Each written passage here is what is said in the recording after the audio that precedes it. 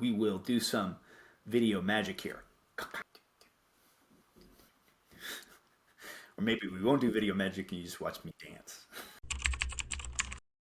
Hey Matt, Hey! it's Thanksgiving week and I am looking for every efficiency I can think of to try to, not do so many grocery trips, not have so much time in the kitchen. What can I get out of the way first, right? And I'm trying to make my life easier this week. How about you? Yeah, I am not cooking and I don't cook well, so I don't do any of those things. Okay, so you're smart. So you're finding ways to be more efficient just by stepping back a little bit. Yes, yes. Very My good. my Very my good. friends in the restaurant industry take care of that for me. They're very well. Well, of course, and please treat all your restaurant friends very well this holiday season. Matt, we're not here to talk about that though. What I'm alluding to is efficiencies gained through some kind of simple, sometimes like inane processes like signature. If you Right. follow our Spark Shorts, we talked about e-signature within SharePoint Premium over the summer, which is fantastic. Here's a link. Go find that because it's really cool and you should check it out. But there have been updates to this service that we want to talk about today. Is it working for me? Magic fingers, yes. Three Mad Maya goofs later. So Matt, Yes. tell us about sequential E-signature. updates to e-signature. Right.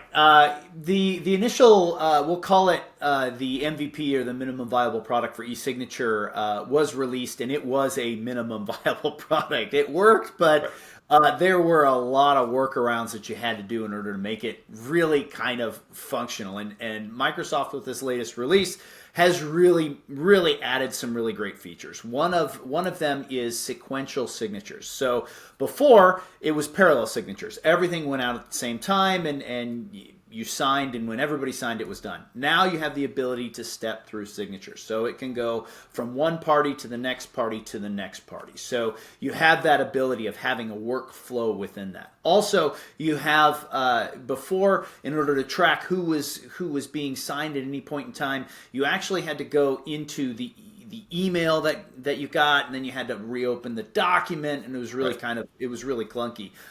They have channeled all that into approvals inside of Teams, so it's very convenient now and easy to follow the signature process. So convenient and easy. That sounds great to me. Can you show me what this looks like? Yeah, we will show a screen. Okay, here we go. This is, again, our contracts demo site, as we've seen in so many other of our little short videos. But this time what we're going to do is we have a strongman service that Matt's Marker Mansion wants to hire, and I need a couple of signatures here. So how this works is I will click on this, and it will launch inside the web interface for our PDF documents. And this is for PDFs. It's not, it's not for Word documents. So I will scroll down here, and you can see I have 3 signatures that are required. I have representative, I have Gunther Johnson, and then I have Alex, who is the middleman. So let's go ahead and we'll sign this. So the first thing I'm going to do is I'm going to request a signature, and I'm going to put in the recipients. For this one, I am simply going to put in myself. So I am Matt for Matt's Marker Mansion. I'm going to put in Nato at gmail.com. This is going to be we'll say that's Gunter, and then finally Alex here as the middleman. We always need a middleman.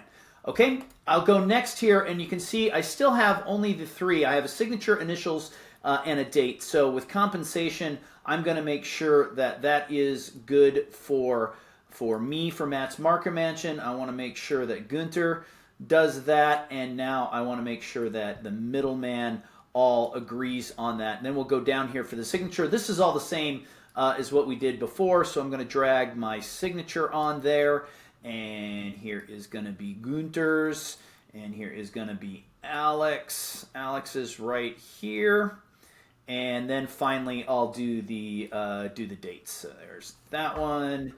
Here is that one. And finally, here is that one. Now we're done. All right, so this document is ready for signature. I'm going to hit next. I can put in a little optional message. Please sign, and you can see here, recipients must sign in order. This is the new button. So as I check that, now you can see Matt has to sign first, Gunter signs second, and then Alex signs third. Well, I don't want that. I want Gunter to sign first, or maybe I want Alex to sign first, the middleman to sign first. So I'll move that up here, and now Alex is the first signature. So Alex must sign first. All right, that looks all good. So we'll go ahead and hit send here. It's going to prepare the document now for signature. Because I am the originator, I am the one who's going to be able to see this inside my Teams.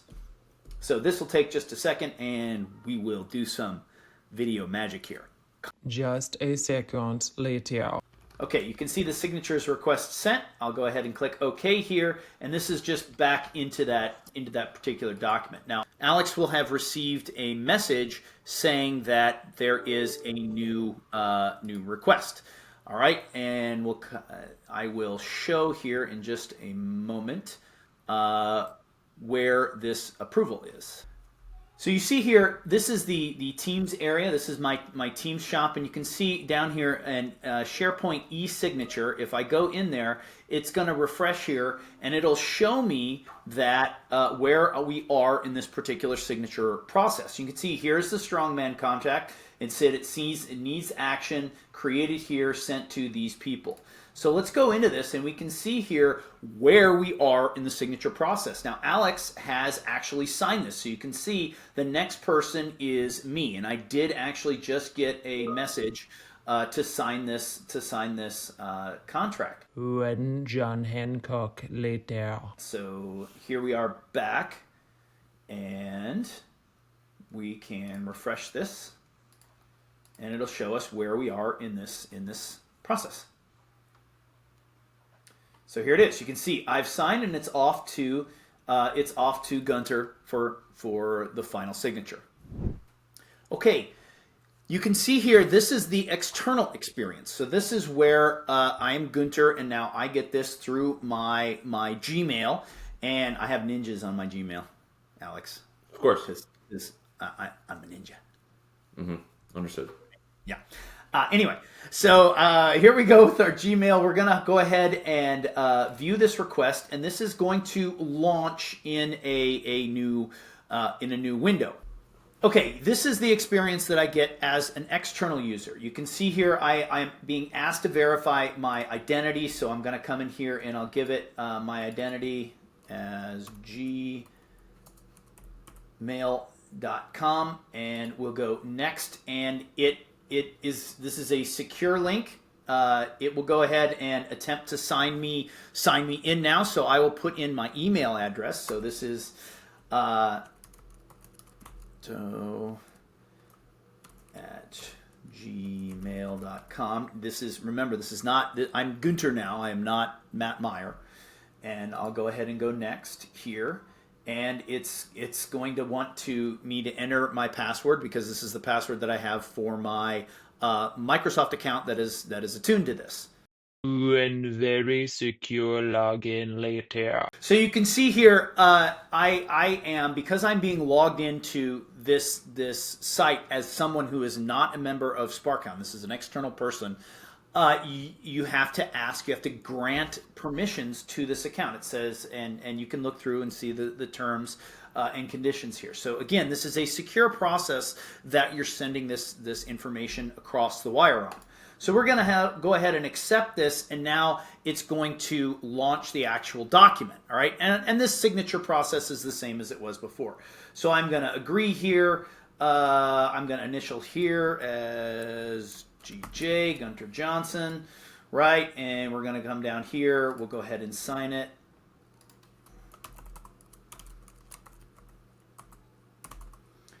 And I will date it, and we are done. So this is the final piece that needed to be done. This is the final signature. Now we have all three, and we can see in our Teams area now that all signatures are complete. So you can see here, Alex, this is now signed, and it is complete. So we can see when these were signed by who at any point in time. So we are now done with our sequential signature. So this is really convenient. It's very easy to do, and all this the final signed document will actually get saved directly back into my SharePoint library. So I don't have to move anything. I don't have to request to anybody. It's just done all there for me. An awkward transition later. So here's the document in the SharePoint library. If you go there, you can see all the signatures are completed. And this is and here's the e-signature report for legal purposes. And this is now added to our records retention policy within this particular library. So this can be considered a record and kept for any retention policy purposes. And again, this is adding more simplicity to the already beneficial aspect of having e-signature within your M365 ecosystem. It's in SharePoint, it's in Teams. We're using Entra ID. We don't have to go through third-party services, extra licensing, extra costs, borrowing someone's thing, waiting for someone. You can see this all where you are working today. And we do this internally. It's fantastic. Yes, we do this. We do this internally. This is the way that we do our signatures moving forward, and it does save us a ton of time because we do. Sparkhound did a lot of document moving around. The sharing is all handled for me. Everything is just handled with a couple of button clicks, and it may not seem like it, but actually saves a lot of time and heartache and effort on our end. Yeah, no, for sure. Thanks for sharing this with us, Matt, and excited to keep using this stuff.